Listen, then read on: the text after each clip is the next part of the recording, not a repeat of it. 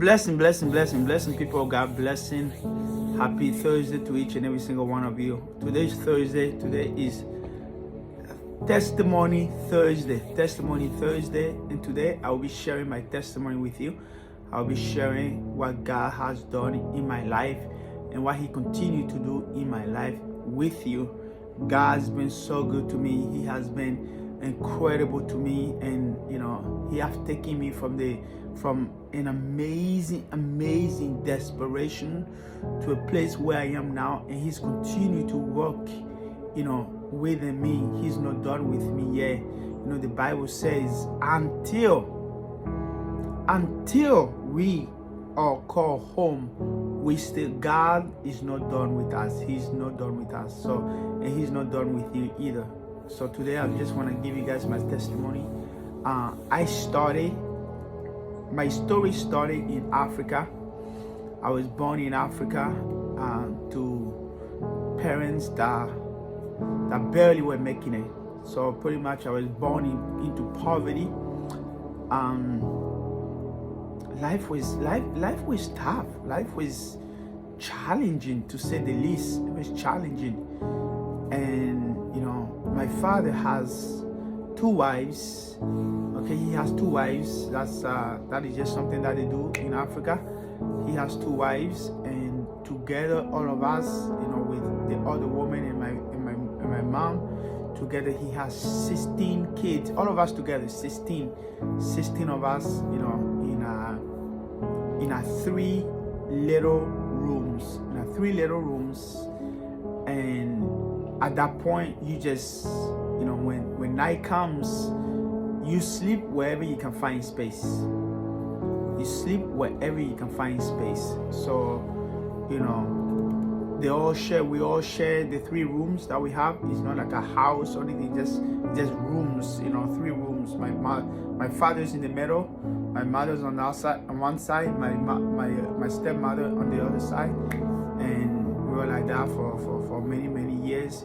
Every time it rains, we had tin roof.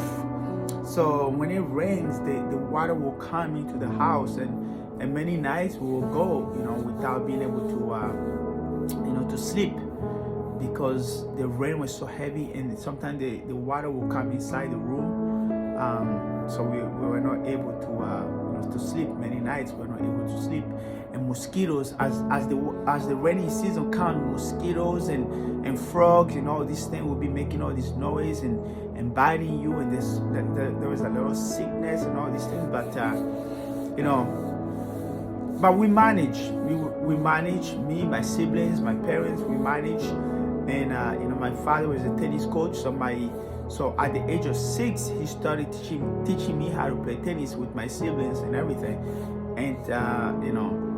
And then at the age of 9, I was so good that the federation, the Benin African Federation, chose me to go to Egypt to represent them in an African championship.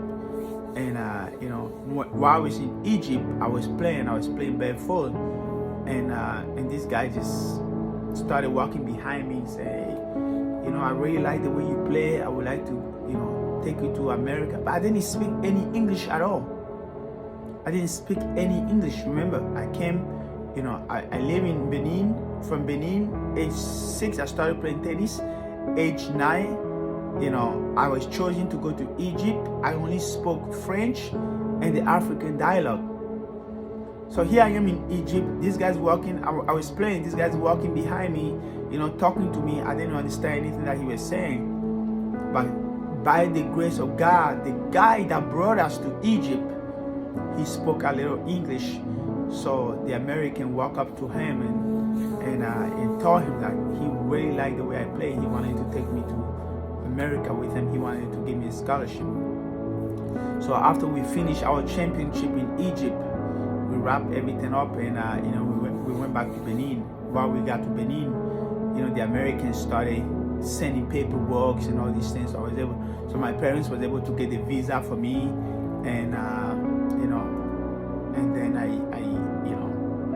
I was able to come to America. My parents let me go all by myself. I came to America all by by myself. No parents, no siblings. They put me in the plane and they sent me. So I came to America, and the American came to the airport and he received me and everything, took me to his house, took care of me and taught me how to play tennis, and I got really good. But I have to tell you, while I was with him, it was challenging also, because he was abusive, verbally abusive, very verbally abusive. I know we were training for tennis and all these things, and we're training for tennis, and it's a harsh environment. The environment was in, I was only 9. I didn't know much, and plus I didn't have my parents. But we will get up super early in the morning. He will get me up super early in the morning, and we will walk super hard, which I don't mind walking hard, but his manner of dealing with me was very harsh. And then I started, back in Africa, I remember my father praying. He's always praying. So I started praying. I started asking God, God, please help me to get out of this situation. Help me to, maybe find another family. I don't know. I was just praying. I was just praying to God. God, I need help. Please help me. Please help me, God. Please help me. And then at the age of, I know I'm jumping, but at the age of 15, this guy decided to buy a property in Florida. And we moved to Florida, but the abuse, kept going. The verbal abuse, he's very abusive, and he bought this club that I was the one that had to take care of, brush all the courts, water all the courts, just constantly, like, he worked me hard. This guy, he worked me hard. So I just kept praying. I said, God, please help me to get out of this situation. Help me to get out of this situation. And to make a long story short, one day this guy left his vehicle. Now I'm 15. He left his vehicle, and I took his vehicle and I went to Kinko's. I don't know if any of you know Kinko's, but I went to Kinko's, driving. I didn't have no license, no permit, nothing. And when I was coming back, I got arrested by the cops. The cops arrested me, and they put me in the back of the vehicle, and they were gonna take me to juvie. They were gonna take me to juvenile, and the bus that was supposed to take me to juvie came to the station, and the bus was full. There was a place in the bus for me to get in, so they decided to let me go. And this guy sent somebody to come pick me up from the station, and they took me home. He was punching me and very yelling and screaming and all these things, and but I kept praying. One day he came to me, he sat me down, he said, listen, you haven't seen your parents since you were 9 years old. I want to send you to Africa. He bought me 2 tickets. 1 ticket to go, 1 ticket to come back. He said, you can go to Africa whenever you're ready to come back. Let me know. I'm making this story. It's a long story, but I'm going to try to make it short for you guys. He sent me to Africa. I went back to Africa. Now I am back in Africa. Back in the same situation again. Barely eating. Starving once again. I was like, man, God, how can you do this to me? I was praying to get out of this situation, but this is not what I was praying for. I wasn't praying for you to just, for him to just send me to Africa. I was praying, hopefully, maybe he might send me somebody to help me, or, Anyway, but let me back up. Before I was leaving, I met a friend, and this friend told me, okay, you're heading to Africa. I'm going to help my parents. I'm going to talk to my parents, and they can help you to come back to America. So when I got to Africa,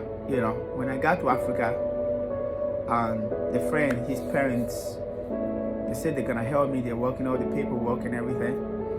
I think there might have to be a part 2 of this story, because, TikTok only gave me, I believe, 10 minutes, and I'm almost done already. So there's going to be part 2 of this, okay? So look out for it. Thank you. May God bless you.